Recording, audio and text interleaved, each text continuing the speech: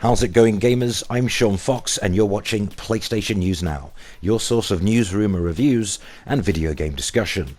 Here are the top news stories for Monday, January 11.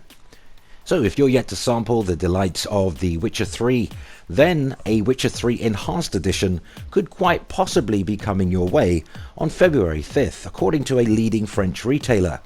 French hypermarket chain E. Leclerc has listed the Enhanced Edition of The Witcher 3 as coming 5th of next month, according to their online site.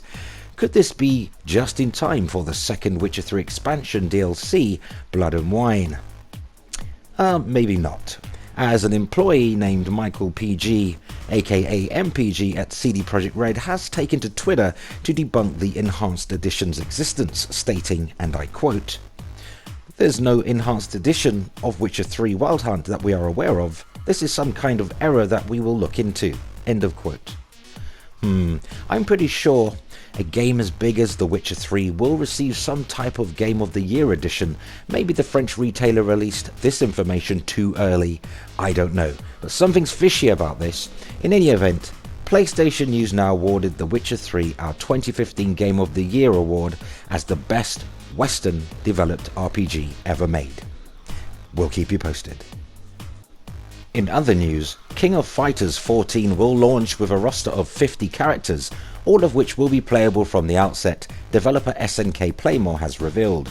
The King of Fighters series is known for having a large cast of characters, and in an interview with Japanese gaming publication Famitsu, as translated by Siliconera, director Yasuyuki Yoda was asked if the complete roster will be available from the outset or if newcomers will be added post-launch, and I quote, "That'll be fine, all 50 characters will be playable at launch. There will be numerous characters at launch, and we don't plan on adding more bits at a time, so be sure to properly enjoy King of Fighters. It wouldn't be a King of Fighters game with a small number of characters, after all." End of quote. Now, on the subject of DLC characters, Oda said that the developer isn't currently sure about post-launch additions, and I quote, "DLC will have to wait until we see how the 50 characters do after launch, so it has yet to be decided." End of quote. King of Fighters 14 was announced during the PlayStation press conference at the Tokyo Game Show 2015. This brand new King of Fighters Numbers series title features high quality 3D visuals, however staying true to the gameplay roots of the series, SNK-Playmore said at the time. The game has only been announced for PlayStation 4 and it is unclear whether the title will be exclusive to Sony's console. The last game in the series, King of Fighters 13, was released on Xbox 360 and PC. The game is scheduled to ship across Japan in January. Incidentally, Capcom's Street Fighter V meanwhile will be released with 16 fighters initially. Following this, new characters will be introduced via DLC, although these can be purchased or unlocked using a currency earnable in the game. Street Fighter V will launch in Europe and North America on February 16. Also, Uncharted 4: A Thief's End is one of the more anticipated games of the year, and Naughty Dog has been talking more about the game in the past few weeks to get fans more excited for the game's impending release. What we have seen so far suggests that Uncharted 4: A Thief's End will be bigger and better than its predecessors, but it seems like not everything about the game will be bigger than in previous entries. In a new interview with the British newspaper The Sun, Naughty Dog's creator-director Neil Druckmann has revealed some interesting new details on the Uncharted 4's set pieces. According to Druckmann, the team followed the trajectory of set pieces becoming bigger and more badass. With Uncharted 4, however, the team didn't want to become a caricature of themselves, opting to better tie set pieces with the story, making them come in at the right time. Druckmann also added that the team learned from The Last of Us that not all set pieces have to be big and explosive, and that smaller and more intimate pieces allow the team to introduce different pacing and make things generally more interesting. Here's a quote. "The first 3 had this trajectory of going bigger and more badass. We didn't want to continue that trajectory. We didn't want to become a caricature of ourselves. So we said, okay, set pieces are important. But how do you better tie set pieces with the story so they come in at the right time to mirror some kind of personal conflict in the story? But also, something we learned from The Last of Us is not all set pieces have to be big and explosive. Some of them can be small and intimate, and that just lets us get more interesting and introduce different pacing than in previous Uncharted games." End of quote. Uncharted 4 Thief's End will release exclusively on PlayStation 4 on April 26th in North America, April 27th in Europe, and April 29th in the United Kingdom. And sadly, the delays, they keep a coming. The two next games falling foul of pushed release date scheduling are Shadow of the Beast and Alien Nation. Both have been delayed according to a set of new release dates listed on PlayStation Store. Shadow of the Beast is now due for release March 2nd, 5 weeks after its previous January 27th date. Alien Nation meanwhile has a new March 23rd date, suggesting it has seen a 3-week delay from its previous March 2nd launch date. Sony has yet to formally announce release dates for either title, but we'll keep you informed otherwise. And in our final news segment of this video, the Oculus Rift pricing drama continues apace. Oculus Rift CEO Palmer Luckey took fire all throughout last week's Consumer Electronics Show, thanks to his company's near doubled Oculus Rift pricing over the initial $350 estimate.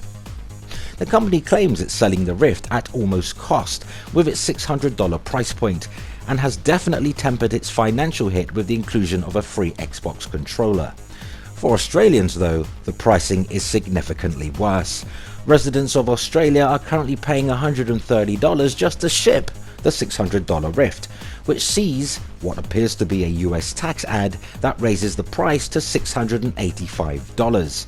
After this, Australians are paying an additional GST, that's goods and services tax, of 10%. The price exceeds 1,000 Australian dollars thanks to the massive shipping charge, which is triggering additional consumer taxes for the import. Now it would seem that most of the gripes are stemming from the fact that shipping will cost $130 US or 180 Australian dollars, especially when it's shipping from Sydney. It is cheaper to ship from US to Australia via a third party instead, so many are questioning the need for a warehouse in Australia. Now there are also issues with taxation.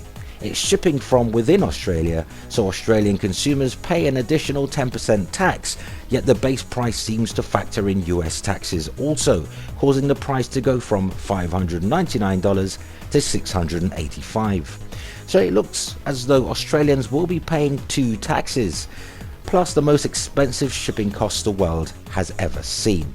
If this issue is ironed out, it would bring the total cost down to around $900. All they would have to do is ship directly to Australia instead of from within Australia. It should be noted Oculus VR holds a warehouse in Sydney and ships domestically, but is charging $130 for shipping and appears to be charging US taxes in addition to Australian taxes, and it all gets paid by the Australian consumer. The Oculus CEO replied, "I can't throw anyone under the bus. Wish I had a better answer for you, I really do. If it helps, it should be clear from our international pricing choices overall that we are not trying to gouge anyone. I don't have anything out for Australia." End of quote. Now, a frustrated Reddit user asked, should Australians refer their concerns to the Australian Consumer and Competition Commission to seek a formal response from Oculus? To which Luckey responded, "Feel free. Would be interesting to see what they say." Luckey has not posted further responses to this particular thread. Last week the Oculus VR CEO did comment that the $350 price estimate would be the last ballpark price he'd ever provide, stating, "I have learned my lesson." A lesson learned indeed, since this mishap continues to haunt him. Let us know what you feel in our comment section about any of today's news stories. Bringing us to the end of this video. If you enjoyed the content, poke the like button and help us reach more PlayStation fans by sharing this video. And of course subscribe for more positive PlayStation news, rumour and reviews. Until next time, play games, not corporations. Thanks for watching.